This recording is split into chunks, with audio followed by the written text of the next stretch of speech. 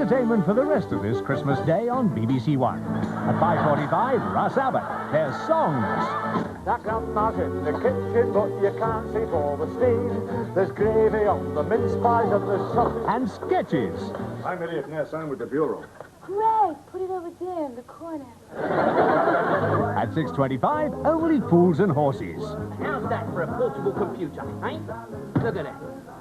It's got 64K, it's got UHF output, it's got a megabyte disk drive, it's got ROM, it's got RAM, it's got them little red and green lights, it's got everything. What do I want with a computer, Del? What does he want with a computer? Everyone's got a computer these days. Have you got one? Have I got one?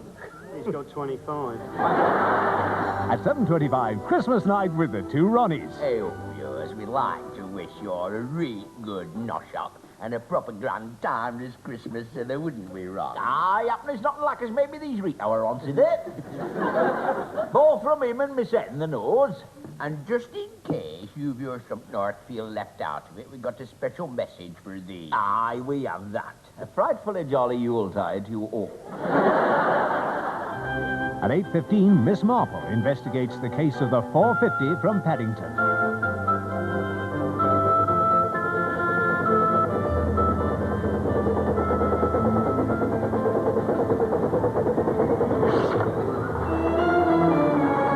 Jane. Oh, Jane, I've just seen a woman killed. Jane? Golf. Of course, golf balls. At 10:05, in sickness and in health. Ah, we should have dropped that bomb on the Ruskies and have done with it.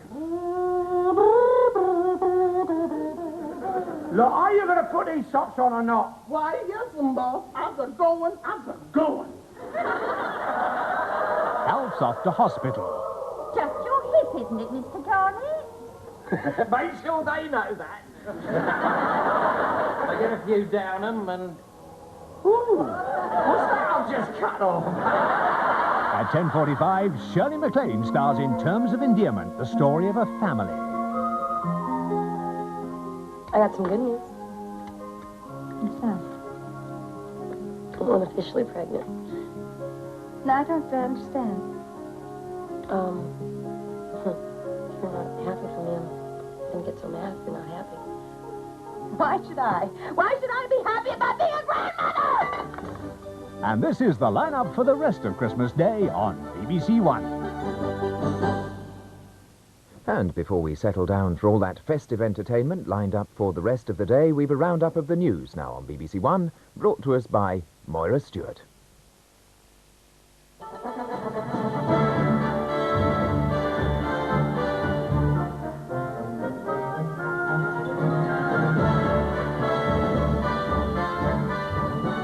Iranian gunboats attack another merchant ship in the Gulf. HMS Scylla helps rescue her crew of 20. Good evening. A Korean-registered freighter carrying timber is blazing furiously and steaming out of control in the Gulf. The Hyundai 7 was hit by Iranian gunboats north of Sharjah on its way to Dubai. The crew of about 20, some of them injured, were rescued by British and American helicopters and taken on board HMS Scylla. It was in the same area that a Liberian-registered tanker, Eastern Power, was attacked yesterday. The Iranian attackers used fast small boats to fire at merchant ships and speed away, and yesterday fired at British and American naval helicopters. The Scylla, which is with the Armella Patrol in the Gulf, offered protection to the Eastern Power, the first foreign-registered vessel to be given such help. The plight of hostages being held in Lebanon has been remembered by the Archbishop of Canterbury. In his Christmas sermon, Dr. Runcie also recalled the year's tragic events nearer home.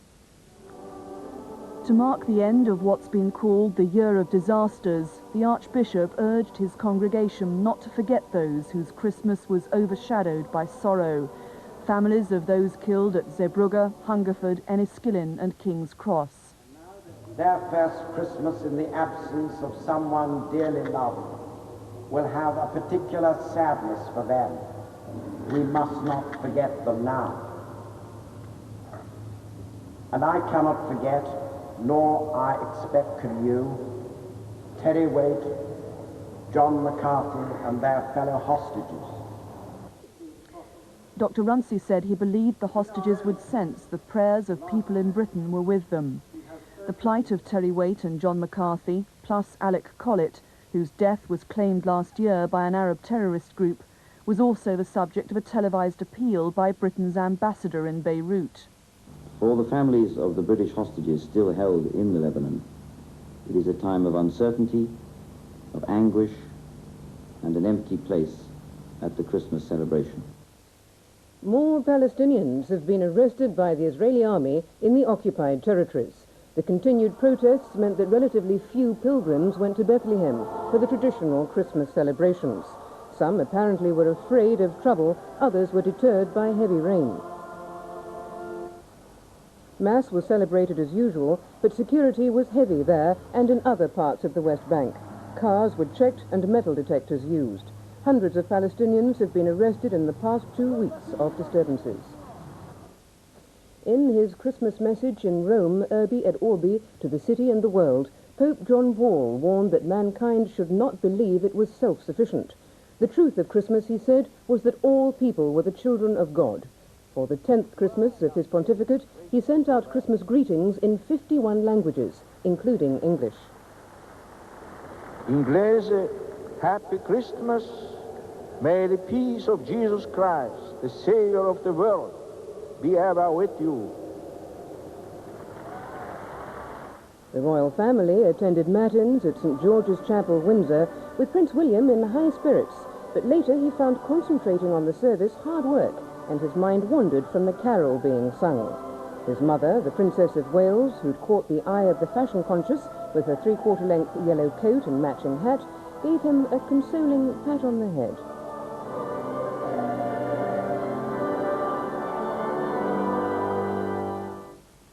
In her Christmas message, the Queen said that a Christian example of forgiveness had been given to everyone by Gordon Wilson, whose daughter Marie was killed at Enniskillen on Remembrance Sunday. The Queen said that loyalty was sometimes corroded into bigotry and violence. From time to time, we also see some inspiring examples of tolerance. Mr. Gordon Wilson, whose daughter Marie lost her life in the horrifying explosion at Enniskillen on Remembrance Sunday, impressed the whole world by the depth of his forgiveness. His strength